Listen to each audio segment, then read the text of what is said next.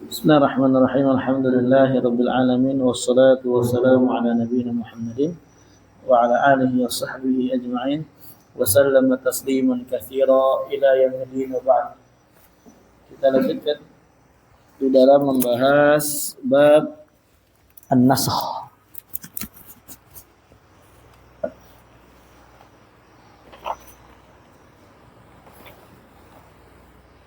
Aina bab an-nasakh. Baik, kemarin kita telah jelaskan terakhir pembahasan kita tentang apa? Inqasimun naskhu bi'tibari nasikh ila arba'ati aqsam.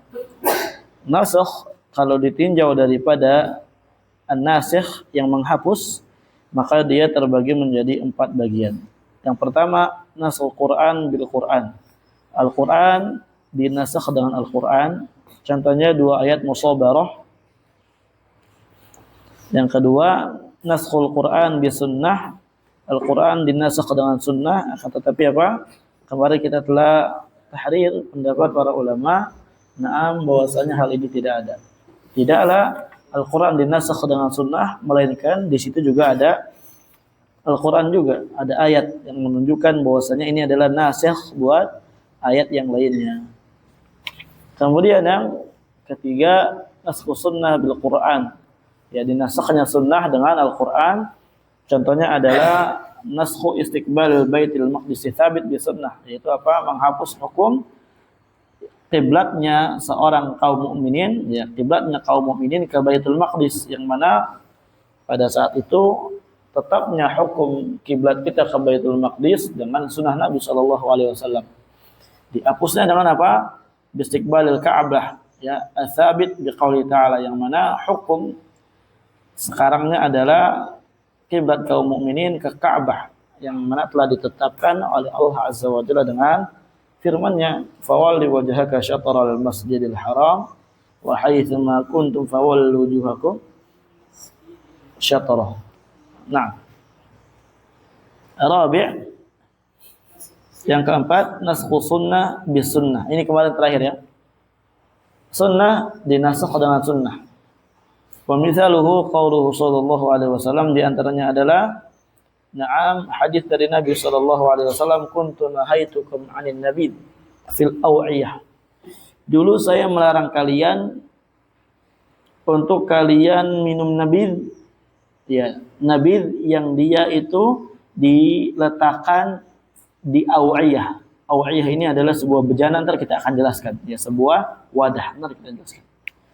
Fashrabu fima syi'tum, maka minumlah fima, ya, dari nabidh yang ada pada wadah tersebut, syi'tum, ya, suka-suka kalian. Wala tashrabu muskiran, akan tetapi jangan sampai kalian minum nabidh tersebut yang ada dalam aw'iyah ketika nabidh tersebut bisa memabukkan.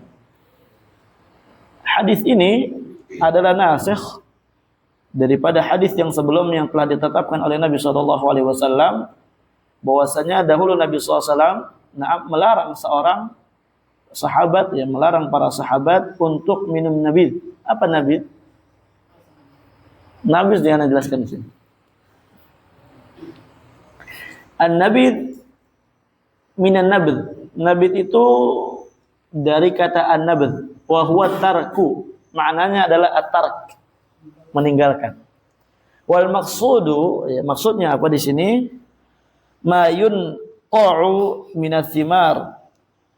Yang dimaksudkan dari nabid itu adalah suatu yang direndam di dalam air, minats thimar, dari buah-buahan.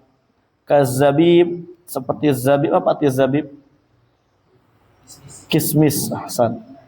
Wa tamr, kurma, watin, anggur, wa ghairiha, selainnya, minal halawa, dari makanan atau dari buah-buahan yang dia sifatnya manis. Jadi apa? Yunqa'u atau yunqa'u, dia direndam filma, di dalam air. Wa yatruku atau wa yutraku hatta yasira nabidan, kemudian ditinggalkan begitu saja sampai menjadi nabid. Jadi dia itu adalah fermentasi, ya.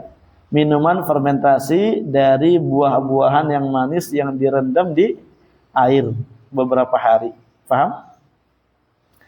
Dan fermentasi itu memabukkan.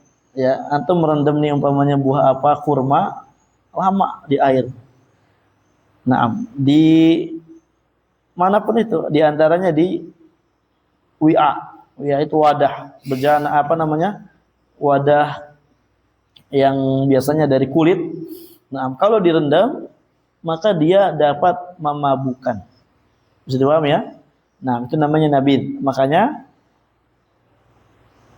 ini dijadikan khomer pada zaman dulu. Ya. Khomer pada zaman dulu ya fermentasi dari buah-buahan ini. Dan zaman sekarang juga ada seperti anggur merah, gitu kan? Orang tua, gitu kan? Ya. Nah, dan di sini seorang ketika ya zaman dahulu, naam, memfermentasikan buah yang manis di dalam sebuah awiyah, maka dilarang oleh Nabi SAW. Ilahnya tadi apa? Dapat memabukkan. Sampai awiyah yang dia, naam apa namanya? Ya, sampai dia wadah yang dia dikatakan di sini awiyah. Ya, sampai wadah itu kan macam-macam ya. Naam. Awiyah apa sih awiyah? Awiyah itu dia adalah wi'a min jildin raqiq, merupakan wadah yang dibuat dari kulit yang tipis. Berarti orang Arab dahulu ketika ingin membuat fermentasi itu diantaranya adalah apa? Wadah dari kulit, mau yang tipis ataupun yang tebal, atau apapun itu, atau kendi atau apapun, yang penting apa? Difermentasikan, didiamkan yang lama di situ. Nah, itu dilarang. Tapi di sini ada hadis dari Nabi SAW. Saya dulu larang kalian minum nabi dari awiyah, yang nabi tersebut difermentasikan di awiyah. Tapi sekarang silahkan minum, dengan catatan kalau belum memabukkan. Kenapa sih awiyah dikecualikan? Dikatakan di sini, ya, awiyah wi'a'un min jildin raqiq. Dia adalah wadah yang dibuat dari kulit yang tipis. Nah ini, la yaj'alul ma'a haran, yang mana kalau kulit yang tipis tidak menjadikan air menjadi panas. Tidak membuat air menjadi apa? Panas. Itulah sifat panas, itulah yang bisa membuat memabukkan, lebih cepat fermentasi jadi mabuk. Fala yasiru muskiran ba'da waqtin qarib, dan dia tidak menjadi minuman yang memabukkan ketika difermentasikan hanya sebentar. Bi khilafi ghairiha minal awiyah, berbeda dengan yang lainnya dari wadah-wadah kulit yang lainnya. Fa innaha taj'alul ma' haran, sesungguhnya dia yang lainnya menjadikan air tersebut, fermentasi tersebut sifatnya panas. Fayasirun nabidhu muskiran, maka nabitnya menjadi mabuk. Paham? Jadi karena panas itulah yang bisa menyebabkan semakin kuat fermentasi, semakin kuat kadar panas, semakin kuat di situ berubahnya suatu zat menjadi memabukkan, gas, ya. Jadi ada gasnya di situ. Paham ya? Makanya zaman sekarang itu kayaknya ya, setahu ana ya, orang itu kadang dia kalau fermentasi itu dia dipendem atau diapain supaya panas gitu. Yang ana tahu ya, tapi nggak tahu juga bagaimananya. Naam. Jadi paham ya? Tapi dengan catatan apa? Awiyah, ya, nabit yang dari awiyah ini, yang dari jildun raqiq, dia tidak memabukkan. Adapun kalau memang udah difermentasikan yang lama sehingga tetap saja hukumnya memabukkan, itu tidak boleh juga. Makanya di sini ada qaid wala tashrabu muskira. Paham ya? Itu namanya nasxus sunnah bi sunnah. Paham? Di kita ada sedikit pembahasan fikih juga, lumayan. Berarti nanti dikiaskan juga, nanti ada kita belajar kias. Terus bagaimana Ustadz kalau kita umpamanya fermentasi kurma tapi bukan pakai awiyah, kita pakai gelas atau kita pakai botol cuma didiamkan sehari di kulkas. Lihat, kalau memang tidak memabukkan tidak mengapa.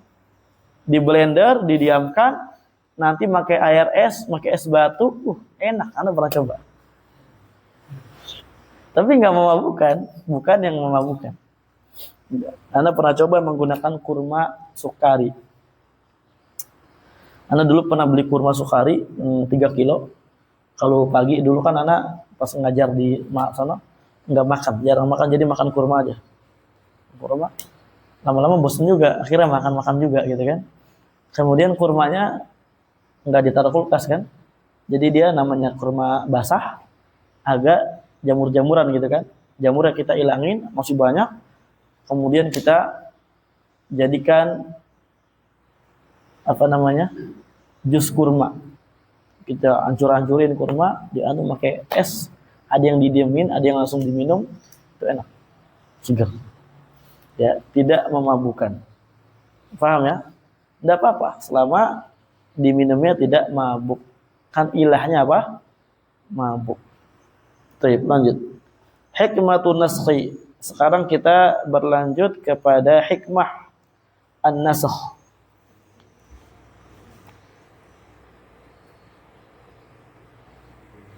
Nah, di sini juga ada faedah sebelum kita lanjut. Farakhasa lahum syurban nabid min kulli dharfin ma lam yasir muskiran. Nabi meringankan ya para sahabat seluruhnya untuk meminum nabid, fermentasi dari buah-buahan manis, dari setiap tempat apapun selama dia tidak memabukkan. Kayak gitu. Ya, seperti tadi yang Anda contohkan, kurma. Antum coba aja beli kurma sukari gitu kan, murah ya. Antum bikin. Nah, sekarang hikmatun nasakh. Hikmah adanya nasakh. Linaskhi hikamun muta'addidatun. Nasakh itu memiliki hikmah yang muta'addidah. Apa muta'addidah? Hikmah yang beragam. Minha diantaranya al-awal yang pertama mura'atu masalihil ibad bi tasyri'i ma huwa anfa'u lahum fi dinihim wa dunyahum. Menjaga dengan baik maslahat kebaikan ya untuk para hamba dengan membuat syariat yang lebih bermanfaat bagi mereka baik dari sisi dunia mereka ataupun agama mereka.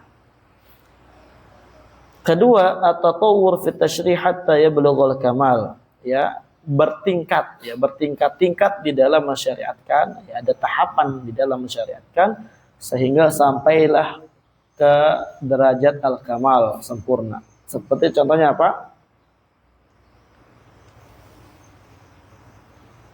Ya, kal marahil allati liwujubi shalah, kemudian atau zakat atau siyam atau jihad gitu ya. Kemudian ketiga, salis ikhtiyarul mukallafina bi isti'dadihim liqabul tahawul min hukmin ila akhar wa ridahum bidzalik.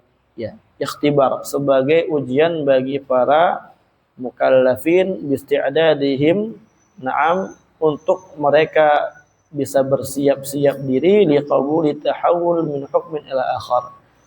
Bersiap-siap diri untuk apa? Untuk bisa menerima perpindahan dari satu hukum ke hukum yang lainnya. Wa ridhahum bidzalik, juga mereka supaya bersiap diri untuk ridho terhadap ketentuan itu.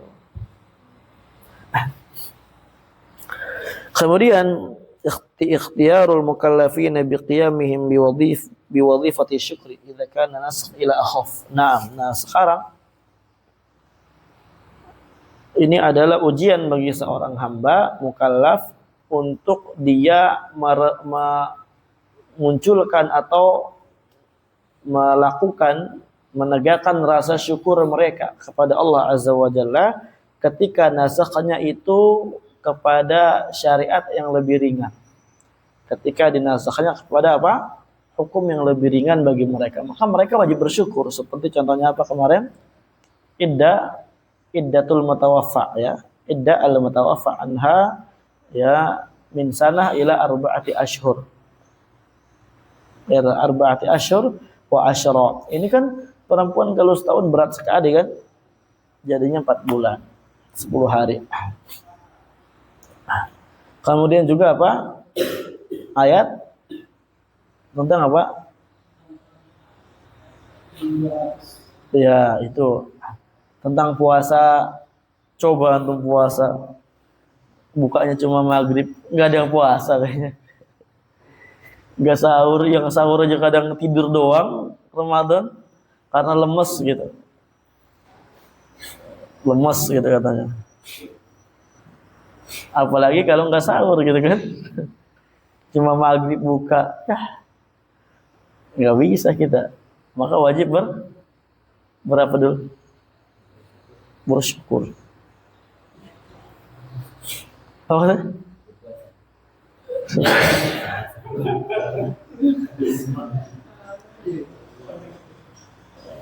Kemudian wa wadhifati sabr idza kana nasbu ila athqal, dan kita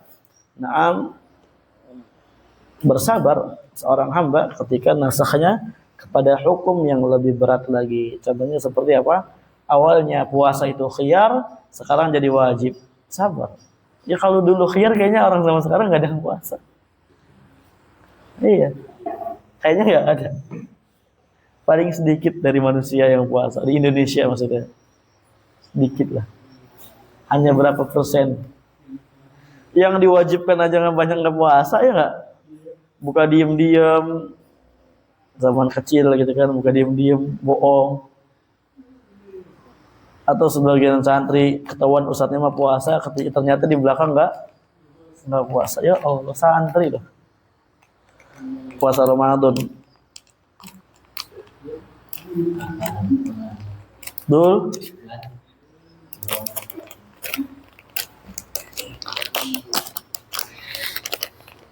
Naam.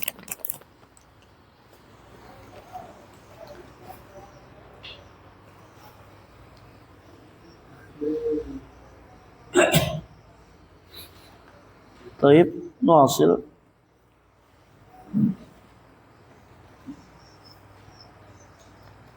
Sebentar ya.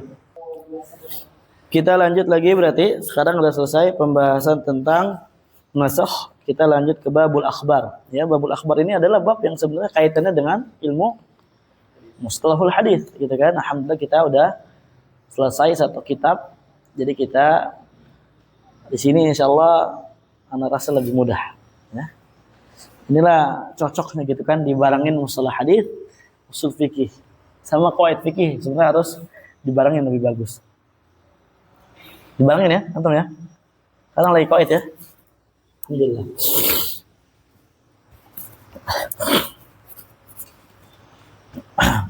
Baik, qala al-muallif al-akhbar. Ta'riful khabar, al-khabar lughatan an-naba. Khabar secara bahasa itu adalah an-naba.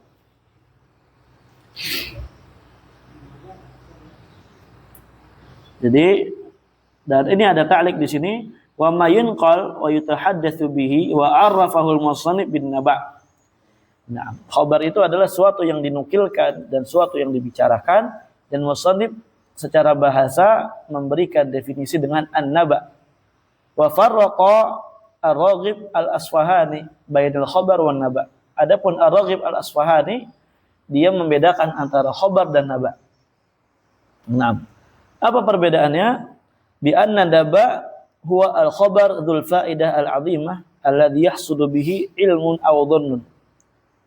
Wa huwa farqun hasanun. Ya kata beliau kalau khabar, ya kalau naba itu apa? Dia lebih khusus lagi, yaitu dia berupa khabar dzul faidatil 'azimah yang memiliki faedah yang besar. Alladzi yahsulu biha atau bihi ilmun, yang dengan khabar tersebut seorang bisa mendapatkan yang namanya ilmu au dhannun atau dhon. Wa huwa farqun hasan, dan ini adalah pembedaan yang baik, ya, perbedaan, ya, sebuah perkara yang baik di dalam membedakannya. Nah, berarti kalau apa? Kalau khabar dia ausa, mau yang faedah atau yang dzu faedah, ya. Mau yang enggak ada faedahnya ataupun yang ada faedahnya, maka kita katakan dia adalah khabar. An-naba dia adalah al-khabar dzul faedah al-'azimah. Paham ya? Makanya di dalam surat An-Naba dinamai An-Naba, ya. Amma yatasaalun 'anin naba'in 'azim, ya. Tentang An-Naba al-'azim, suatu perkara yang besar, berita yang besar. Khabar al-'azim yang mereka di dalamnya berselisih. Paham? Naam.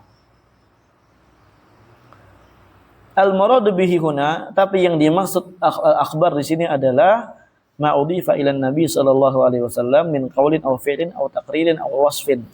Yang disandarkan ke Nabi sallallahu alaihi wasallam baik berupa ucapan, perbuatan, penetapan atau wasaf.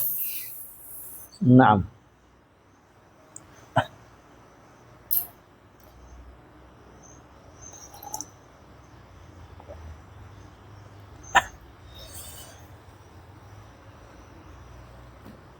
Di sini ada ta'liq dari ana, wa huwa bima'na sunnah indal usuliyyin wa yazidul muhadditsuna fihi awsaf khuluqin aw khalqin. Wa ta'rif alladhi dzakarahu al-musannif lil khabar huwa ta'rif al-muhadditsin. Ya.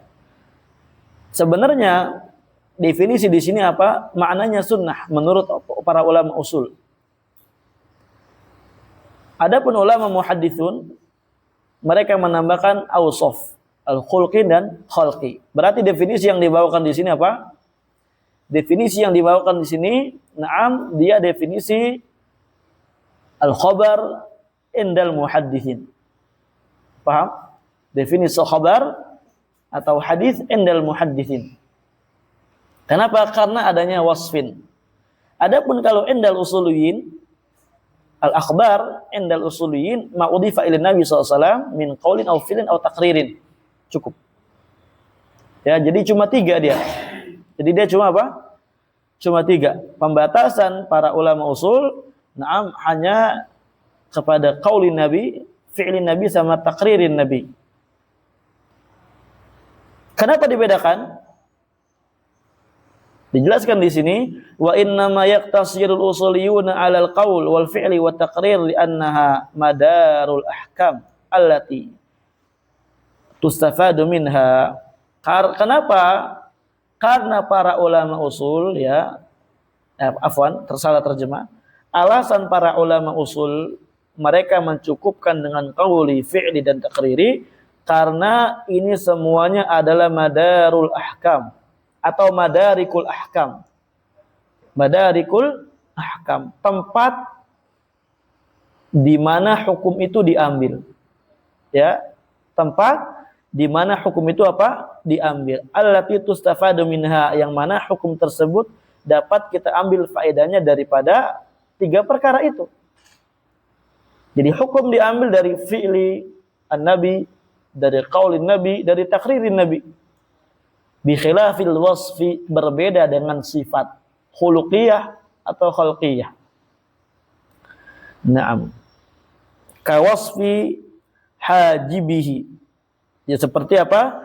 Sifat alisnya Nabi. Wa asfarihi, atau sifat pelupuk matanya Nabi. Wa mankibaihi, atau sifat apa nih? Pundaknya Nabi. Naam. Wa nahwiha, dan yang semisal dengannya, fala yatarattabu ala ma'rifatihi hukmun syar'iyyun, maka di dalam mengenal perkara-perkara tersebut tidak memiliki dampak efek hukum syar'i. Makanya ulama usul apa? Mereka hanya membatasi 3 perkara. Jadi tidak dibawakan al-wasfi. Jadi dipahami ya? Waqad sabaqal kalamu ala ahkamin katsiratin minal qaul. Dan telah berlalu pembahasan kita sangat banyak sekali tentang masalah ahkam yang diambil dari qaulin Nabi sallallahu alaihi wasallam, ya. Di dalam bab hakikah, dalam bab majaz, di dalam bab amar, nahi, am, khos, mutlak, muqayyad, itu semua ahkam na'am kita ambil rata-rata dari qaul Nabi SAW, dari hadis Nabi SAW yang sifatnya qauli. Paham ya? Assalamualaikum. Ka'annakum qulubukum tatirun. Baik. Wa ammal fi'lu fa inna fi'lahu anwa'un.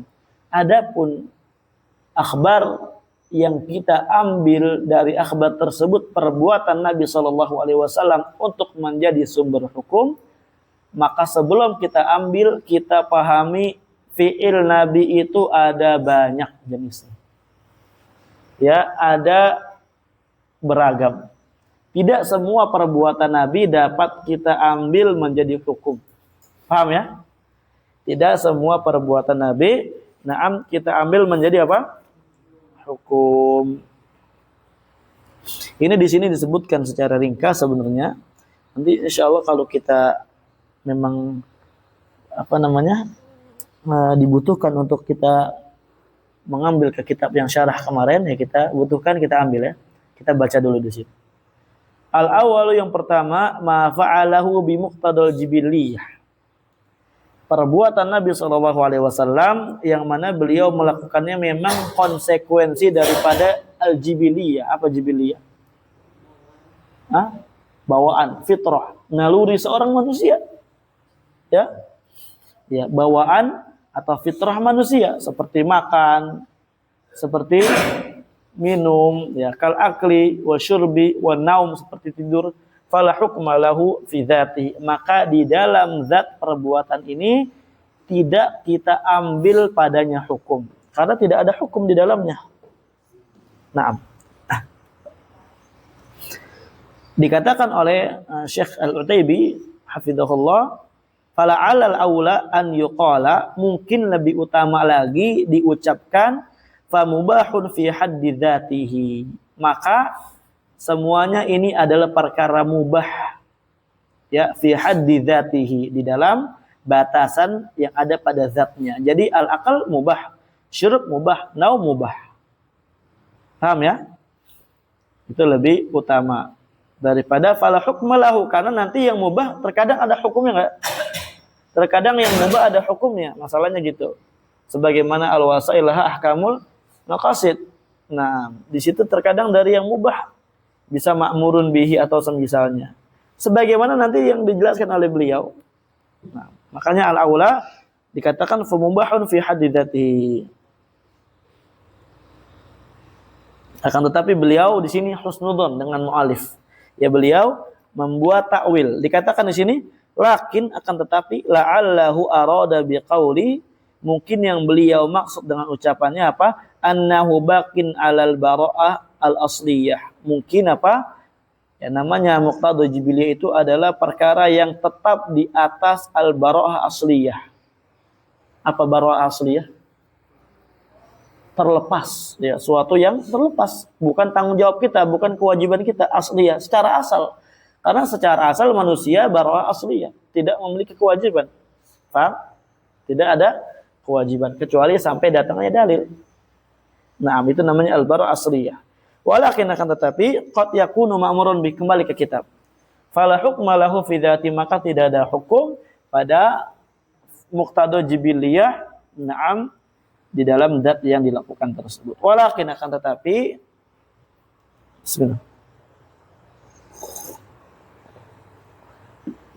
qad yakunu ma'muran bi, terkadang perkara tersebut bisa diperintahkan, au manhiyan anhu lisababin kharijin, atau dilarang lisababin kharij, seperti karena ada sebab yang lainnya, ada sebab dari perkara yang lainnya, jadinya dilarang.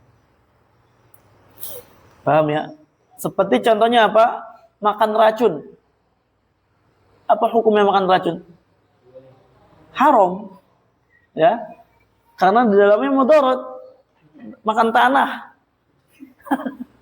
haram, walaupun zat al-aqlnya mubah, tapi yang dimakannya, lihat dulu, Kalau dia makannya mudarat ya maka nggak boleh jadinya.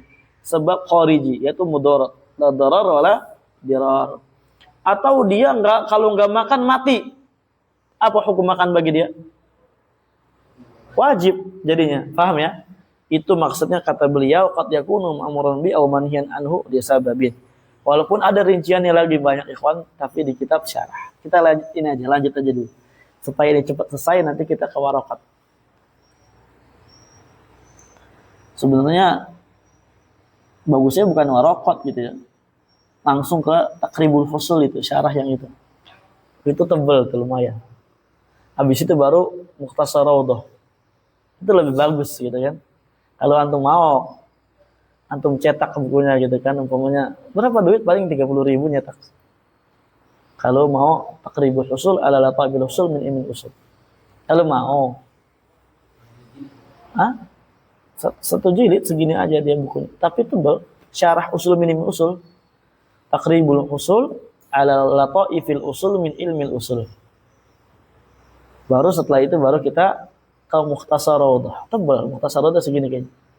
Tapi kalau cetakan buku yang anak punya, dia segini, se-Ibnu Aqil antum, karena banyak ta'rif. Setelah Mukhtasar Raudhah udah habis, pelajaran kita selesai di situ. Dari usul fikih. Baru nanti kita umpamanya kita berarti bahas yang lainnya gitu kan. Akidah umpamanya langsung 2 kitab, Qawaidul Mutlaq sama Lum'ah I'tiqad gitu kan. Bisa aja kayak gitu. Nah, nanti kita ini ya, diskusikan lagi ya. Karena tanggung kalau pakai warokat langsung yang tinggi aja. Karena ini juga udah banyak syarah kan sama ana soalnya. Gitu. Betul nggak? Iya. Kitabnya itu juga jarang dikaji. Takribul Fusul itu. Atau mukhtasornya lebih bagus lagi. Karena banyak yang dihapus perkara-perkara yang diulang-ulang. Perkara yang tidak harus disebutkan, ada mukhtasarnya. Mukhtasar Takribul Fusul ala lataifil usul min ilmi usul. Itu ada 200 halaman kalau nggak salah mukhtasarnya. Kalau Takribul Fusulnya 300 kalau nggak salah. Nah, itu kita kemarin belajar sama Syekh pakai yang Takribul Fusul. Sakit kepala kita. Selesai alhamdulillah. Mudzakirah tambah sakit lagi. Pokoknya kalau pengen maghrib kita nggak boleh main kemana-mana. Karena pada maghrib kajian pasti tanya sama Syekh. Kalau nggak bisa jawab kena ceramah gitu sama Syekh. Anda pertama gitu. Pertemuan pertama kitabnya belum datang kan dari Aden lama. Mudzakirahnya. Anda pakai tablet. Ya namanya tablet kan sama roja kan. Ditanya ismana mudzakirah. Endak Fahad.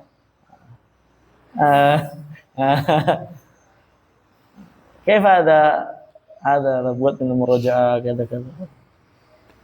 Harus kita bisa jawab. Jadi kalau pengen maghrib kita semua ngumpul Indonesia murojaah bareng. Cuma 3 orang yang ikut. Sebenarnya 5 apa ya? Kalau tinggal 3, hilang lagi 1, tinggal 2. Ana sama teman Ana. Kabur lah, nggak sanggup. Itulah mulazamah menantangnya di situ ya kawan. Jadi keistiqomahan kita tuh tergantung dengan diri kita. Kita kuat atau enggak, ya udah. Jadi ikhlasnya lebih dalam gitu dibandingkan apa di kampus kan wajib masuk, kalau enggak ya DO. Gitu ya. Jadi di situ ya udah. Istiqomah kita atau enggak. Kalau enggak sanggup kabur. Ya kadang gitu, nahu banyak tiba-tiba dikit. yang belajar. Nanti ya kita bicarakan lagi ya tentang kurikulumnya. Supaya lebih enak nanti masuk Mukhtasar Raudhahnya nanti. Baik.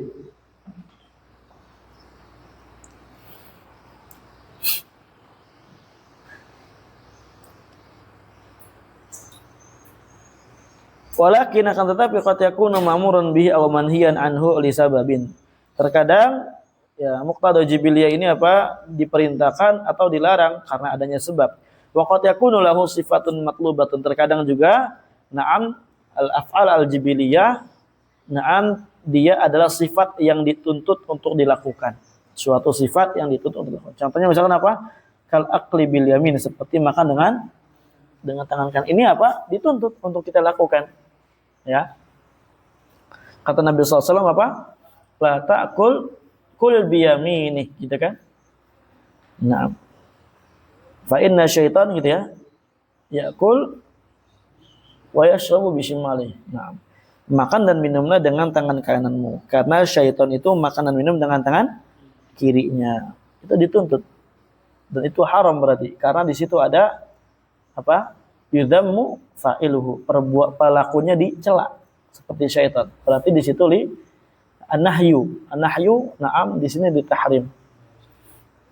Nah, paham ya? Enggak boleh. Kal akal bil yamin aw manhyun anha kal akal bishimal. Hakitu. Baik, sebentar. Di sini ada ta'liq lagi.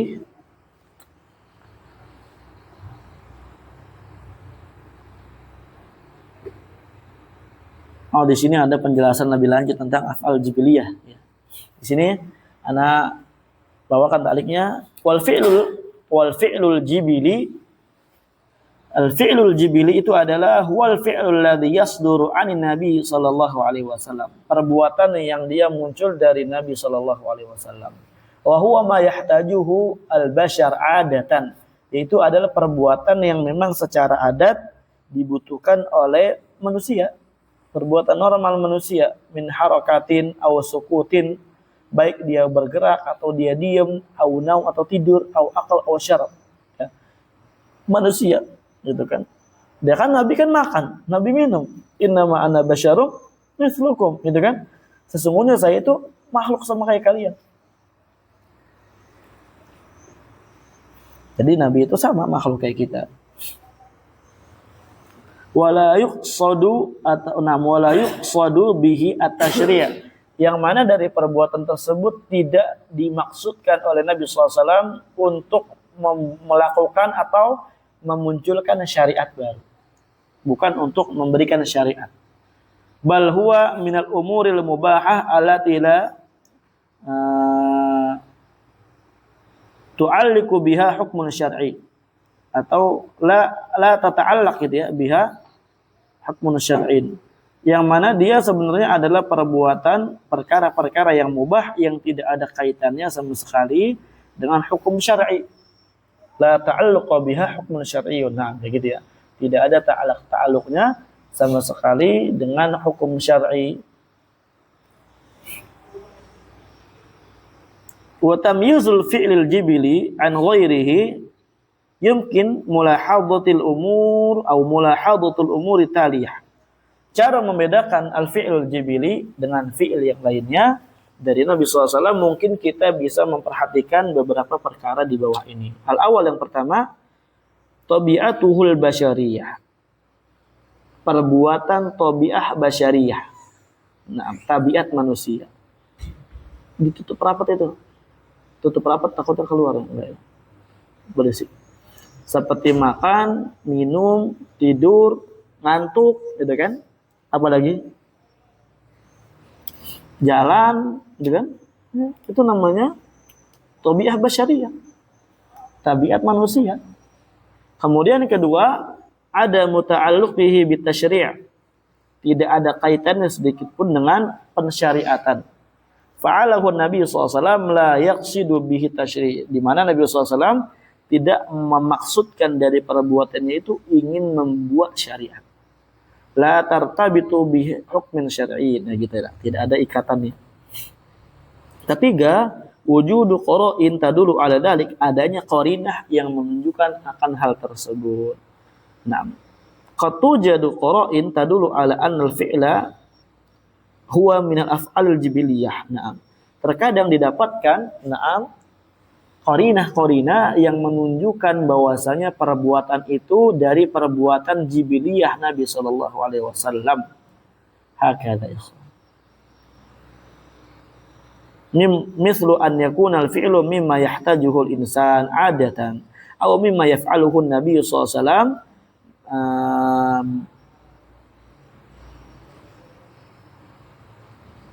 bi hukmi ghazirati aw gharizatihi. Nah, atau bi hukmi gharizatihi.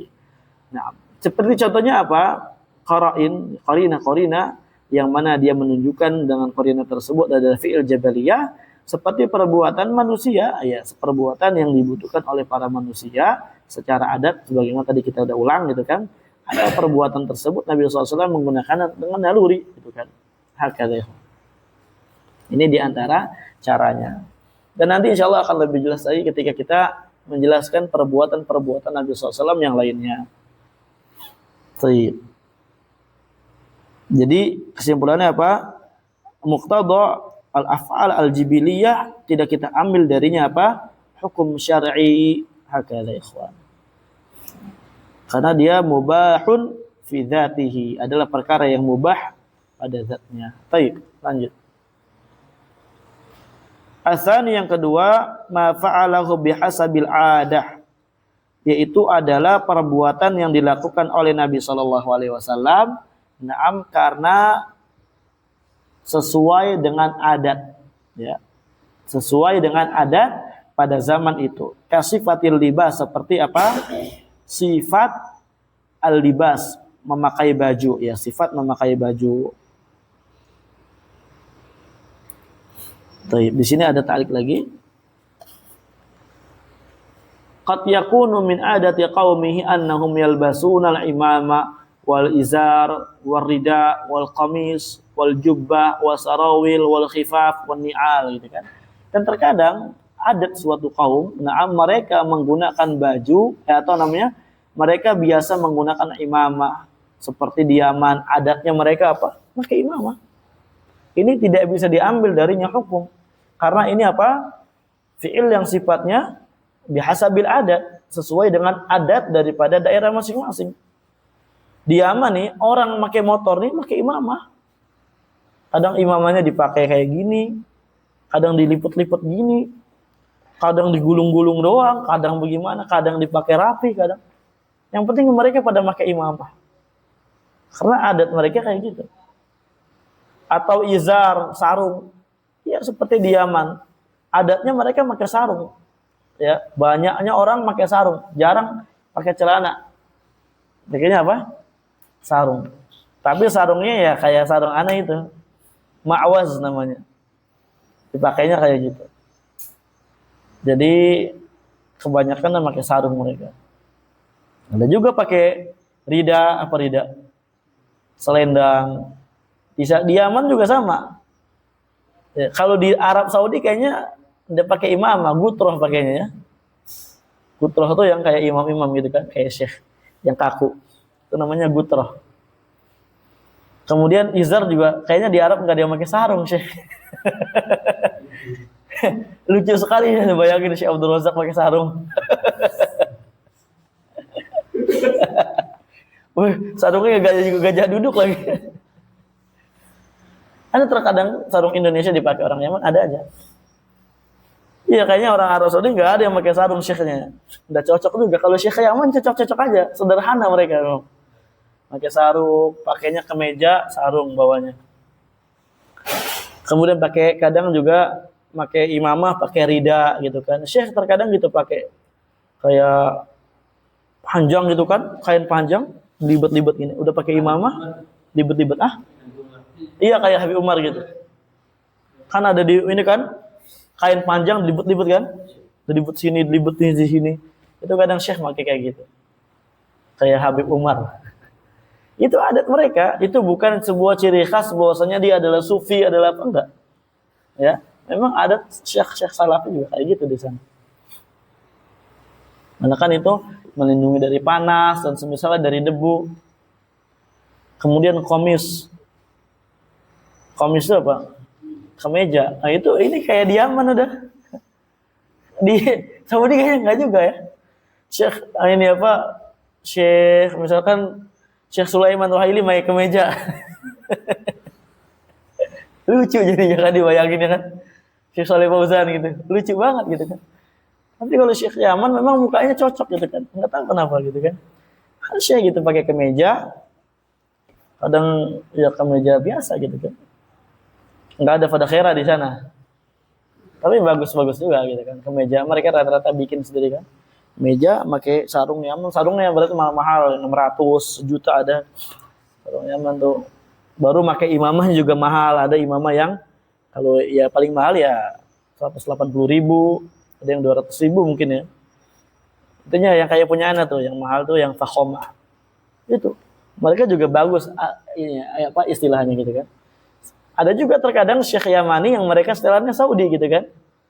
Nah, mereka imamahnya diginiin doang gitu, walaupun nggak dikakuin. Ada yang dikakuin, ada yang nggak dikakuin biasa aja gitu. Cuma makanya gini aja terus. Ya ada kayak gitu. Adat mereka pakai sirwal. Udah tahu di mana ya kalau sirwalnya di Indonesia. Tuh pakai celana.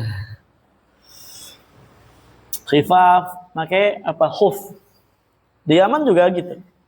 Tapi mereka gimana ya? Bahannya bukan ya tidak bisa dikatakan khuf juga, tapi itu namanya apa lupa ana bahasa Arabnya. Dia kayak khuf. Tapi bahannya dia dari busa. Kemudian make kayak kulit tapi bukan kulit gitu. Bahan kayak kulit gitu kan. Dia jadi kayak kaos kaki tapi tebal banget, ada busanya dalamnya. Tapi ada kulitnya doang. Ada yang pakai slating, ada yang enggak. Ada yang sampai apa namanya tengah betis, ada yang bawah lagi. Itu sangat membantu untuk musim dingin biasanya.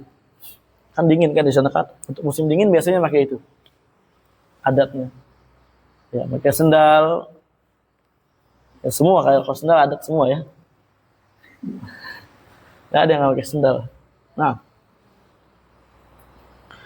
lanjut. Ya, fa mubahun. Maka ini adalah mubah fi haddi dzatihi, pada zatnya.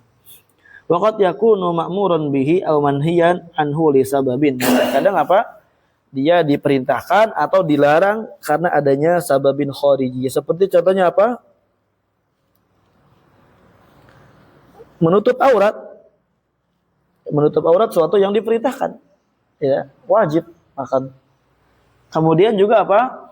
Misalkan menutup salah satu ini pundak ketika sholat, ya. Ala asahi minal aqwal, dari kalangan para ulama, maka pendapat yang paling sahih, seorang ketika sholat dia harus menutup salah satu pundaknya.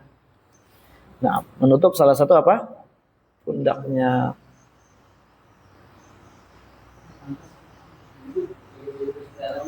Hah? Apa? Kos dalam nggak ketutup pundaknya. Ya walaupun ada sebagian lama pendapat yang penting auratnya tertutup, tapi yang lebih aman ihtiyatan apa? Ditutup pundaknya. Nah, kalau habis umroh biasanya ya udah selesai, nggak di ini lagi, tapi langsung ditutup semua baru sholat kita. Ada yang pernah umroh no? Belum ya? Hah? Ya, semoga nanti antum umroh. Nah, enak lah di sana insyaallah. Ajib. Ya walaupun umroh pertama kali anak kayak orang keder gitu kan. Nggak ada pembimbingnya. Cari Gunung Safa Marwah mana nggak ada. Ternyata udah kelewat. Yang penting yakin dulu aja. Kalau itu kayak gitu kan, nggak segampang teori ternyata. Teorinya udah gitu lah, bukan ternyata kayak gitu. Allahumma sholli.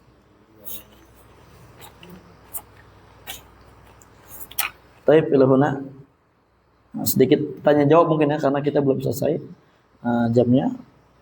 Tanya jawab dulu, insyaallah kita lanjutkan pada pertemuan yang akan datang. Alhamdulillahirabbil alamin.